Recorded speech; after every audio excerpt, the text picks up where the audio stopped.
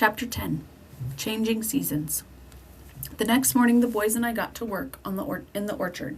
Some young trees were leaning badly and some were blown completely down. We drove a bamboo into the soil on either side of each tree. Then we lashed the tree to the bamboo poles with strong fibers. We were just in time to save many of the trees. While we worked, Franz asked, "Papa, are these wild or tame trees?" "Oh, these are wild trees, ferocious trees," laughed Jack. "That's why we have to tie them up. When they're tame, we put rings in their noses like the buffalo, and they'll trot after us and give us fruit wherever we go. "That's not true," replied Franz gravely, as he handed me some lashing fibers. "But there are wild and tame trees. Wild ones grow in the woods and tame ones in the garden, like the pears and peaches at home." "Which are these, Papa?" "They aren't wild," I replied. "These trees have been grafted." Franz looked puzzled. "Grafting is where you take a twig from one tree, where you make a twig from one tree grow on another. The resulting branch will produce the fruit of its original tree." "But where," asked Ernst, "did the twigs of good fruit come from?" "From foreign countries," I replied. "In warm climates, the best fruit trees grow naturally. Not a single fruit tree is native to Switzerland. They were all imported, then grafted into native trees that could handle the cold."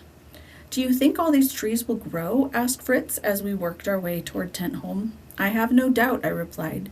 "We have pines, olives, figs, peaches, apricots, plums, and pears. These all come from countries with gentle climates and will do well here." We talked and worked until every tree was strengthened. With immense appetites, we returned to Falconhurst. We ate the corned beef and palm cabbage so hungrily that I think we alarmed Elizabeth a bit. As we rested, we spoke of new projects. "I wish," said my wife, "that I had a better way to climb our tree. The ladder is the only thing about it I don't like. Could we make a flight of steps?" I carefully thought this over and then said, It would be impossible to make stairs outside.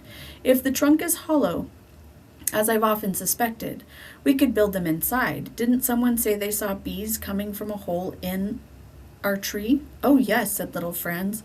"I went to see. One stung me in the face and I almost cried, but I didn't." "Brave little boy," I said. "If the trunk is hollow enough to hold a swarm of bees, perhaps it's hollow most of its length." Jack, practical as usual, sprang to his feet to investigate. Soon all four boys were climbing about, peeking into the hole, and tapping the wood to see how far down it was hollow. They had forgotten that bees come out in a furious stinging swarm. My sons retreated with yells of pain. Once we drove off the angry bees, my wife and I began to tend the stings. Jack had the most. His face was grossly swollen. The others were hurting, but less so. It took about an hour's application of cold earth to relieve everyone's pain. When they felt better, they wanted to organize assault on the bees, but I had other plans. I began to modify a large calabash gourd in hopes that the bees would occupy it as a new hive. By nightfall, the bees had calmed down and returned to their hive in the tree trunk. Once they were settled, Fritz helped me stop up every hole in the tree with wet clay.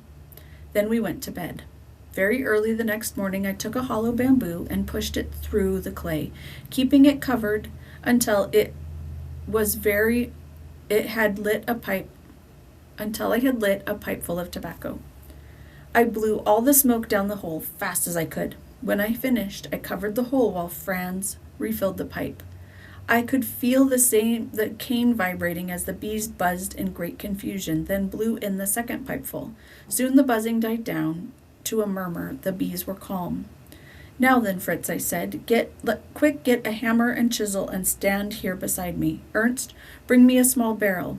They complied, and Fritz and I began to cut a small door beside the hole, leaving it attached by a small bit of wood rather than knocking it out.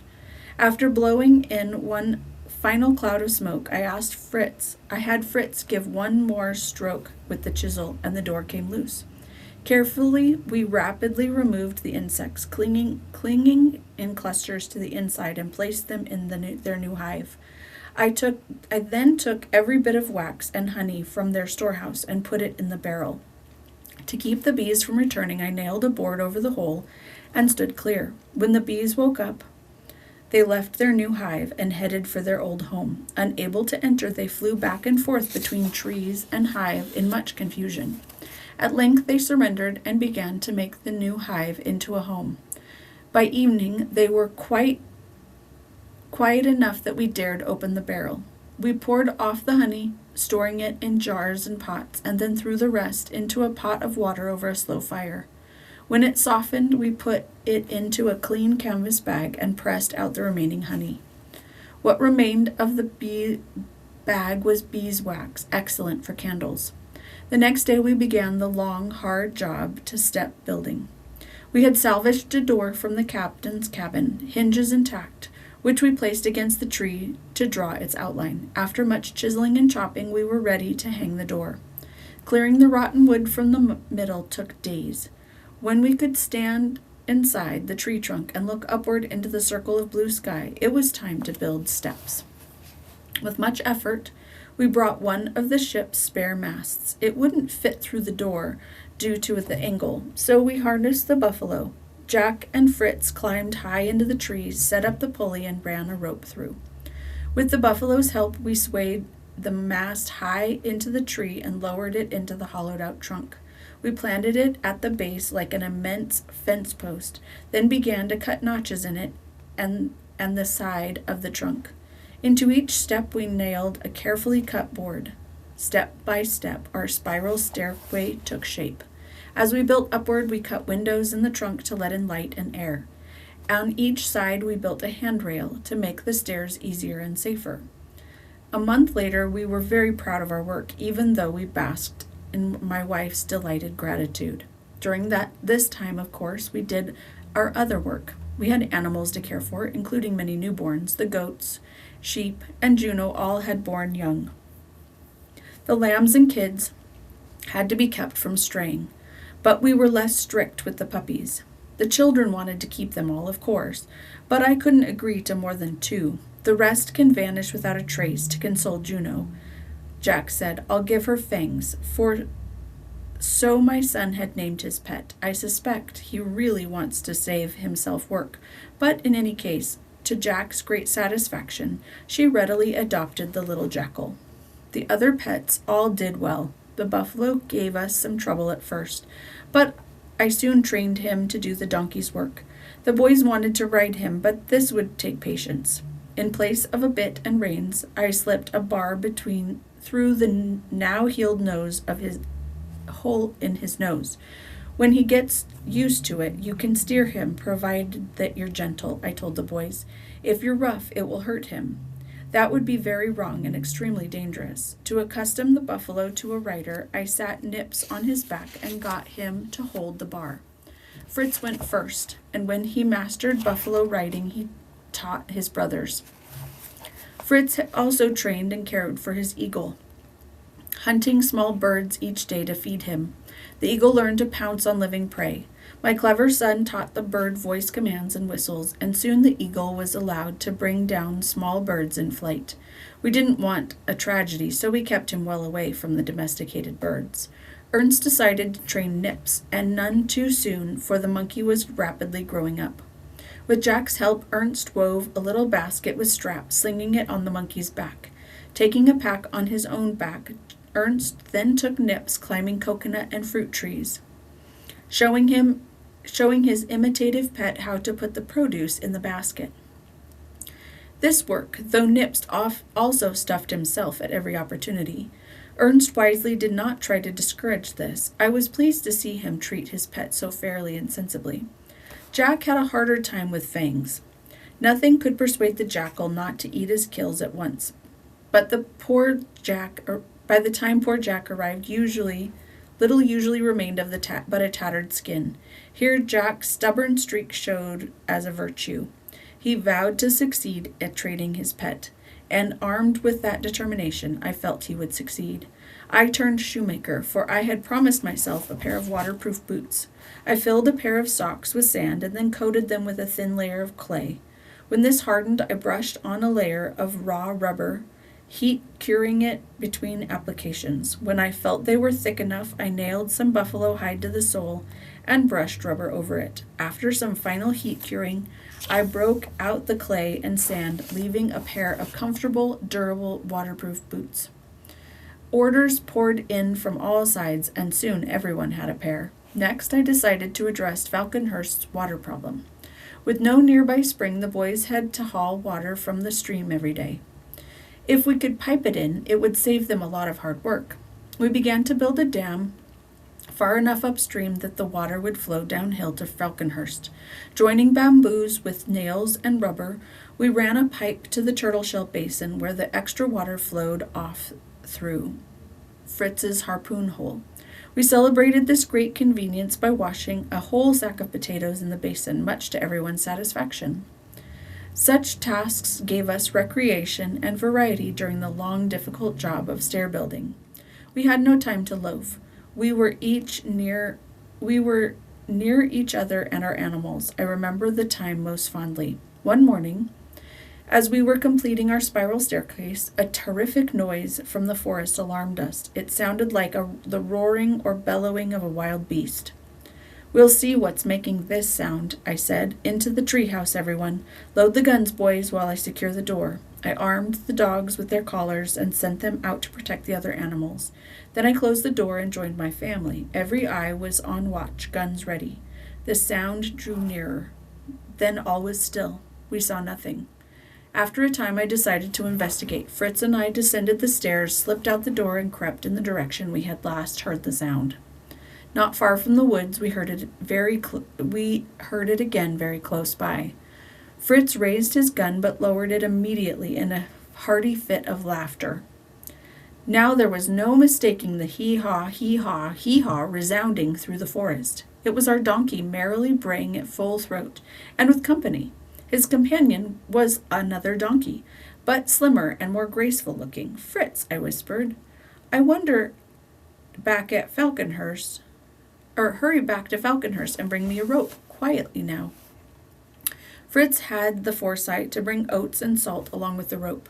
"Well done," I said, as we tied one end of the rope to a tree. We made a running noose at the other end and then silently watched the animals browse for a time. When they moved closer, Fritz rose, the noose of one hand and the oats and salt in the other. He kept his movements slow and smooth. Our donkey advanced toward the treat and was soon munching contentedly. The wild donkey hung back at first, but when her companion came to no harm, she too approached. She sniffed and prepared to take some of the tempting food. Suddenly Fritz slipped the noose over her neck, and she leapt backward in alarm. The noose drew tight, and she fell kicking on the ground. I hurried to loosen the rope and replace it with a halter, and then left her to calm down. Everyone hastened out to examine the beautiful animal, who got up kicking and snorting. Giving us all fiery glances, I explained, "This is an onager, a type of wild donkey. She may be hard to tame, but what a prize if we could." The onager eventually wore herself out and stood quivering. I approached, and she allowed me to lead her to the roots of our tree, which served as our stable, while I tied her up close to the donkey, which my alert Fritz had already secured without resistance. The next morning, the onager proved as wild as ever. Kindness did nothing to tame her proud spirit, nor did hunger. Even with her feet shackled, she would not let me on her back. It was time for a last resort. "American Indians do this," I told my family. "It seems harsh, but it works." I stood near the onager until the right moment, then leapt onto her back and took her ears in my mouth, biting it. The result was amazing. She stopped bucking and plunging. From that moment, we were her masters. The children all rode her, and she carried them with quiet obedience. I was very proud. Here was an animal that naturalists said could not be tamed. Yet, thanks to the wisdom of the American Indians, I watched my youngest son lead her about the camp. Fritz named her Lightfoot, much to everyone's approval. Our chickens, my wife's pride and delight, had increased it to 40. "Don't forget, my husband, that all our animals will need shelter when the rains come," she reminded me. "Indeed," I replied, "we will start immediately." My sons and I first went to collect a great deal of bamboo. The arching roots of our tree provided an excellent framework, and over them we laid carefully cut bamboos as close together as possible, with nails and vines to secure them. When the area beneath the trees was completely roofed, we covered the entire structure with moss and clay, then coated it with tar. When the tar hardened, we had a fine balcony. So I brought a light rail around it, then divided the area below the trees into compartments: stables, chicken coop, fodder storage, kitchen, pantry, and dining room. Our winter quarters would need a large food supply. Day after day we worked, bringing in all the provisions we could gather. As we were returning one day with a load of potatoes, I decided we should get a supply of acorns. I kept a large canvas bag and sent Jack and Franz home. Fritz rode the onager, Nips rode Ernst. Our party detoured around the acorn wood, as we had named it. We reached the spot, tied Lightfoot to a tree, and began filling up the sack. As we did, Nips dove into the bushes. Soon we heard strange noises, and Ernst followed to see what was the matter. "Come help me," he shouted. "I've got a couple of ruffed grouse and a nest full of eggs. Quick!" We hurried to the spot to find Ernst in a predicament. In each hand he held a fluttering, screaming bird, while he tried with his foot to keep greedy Nips from stealing all the eggs. We caught Nips and rewarded him with an egg, then tied the bird's legs and put the rest of the eggs in Ernst's hat.